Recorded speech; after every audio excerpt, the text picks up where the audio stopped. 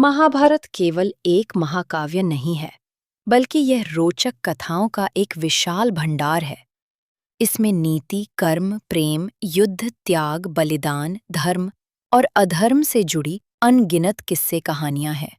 ऐसी ही एक कथा दुर्योधन की पत्नी के बारे में है, जिसका नाम भानुमति था।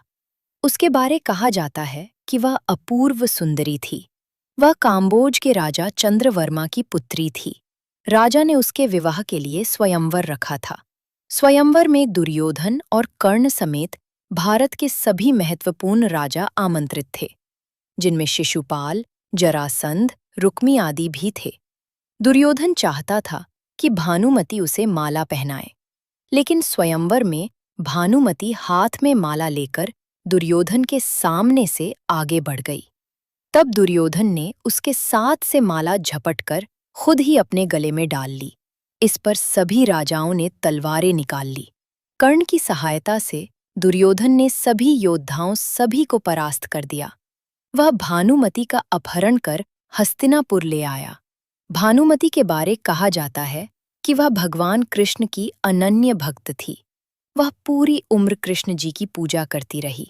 इसके लिए उसके पति दुर्योधन ने कई बार खरी खोटी सुनाई, अपमान भी किया, लेकिन भानुमति के लिए भगवान कृष्ण हमेशा आराध्य रहे।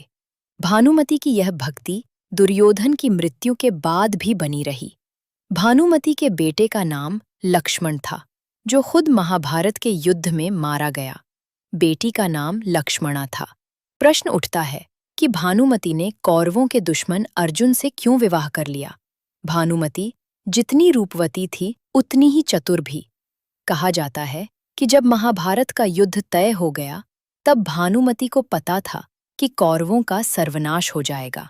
महाभारत युद्ध के बाद भानुमति नहीं चाहती थी कि आगे भविष्य में कोई युद्ध हो।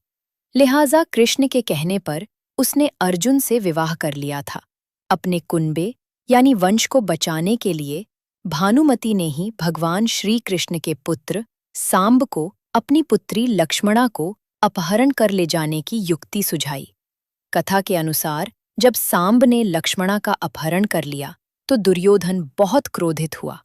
तब भानुमति ने दुर्योधन को अपने अपहरण की याद दिलाई और सांब से लक्ष्मणा के विवाह में अहम भूमिका निभाई। कहते हैं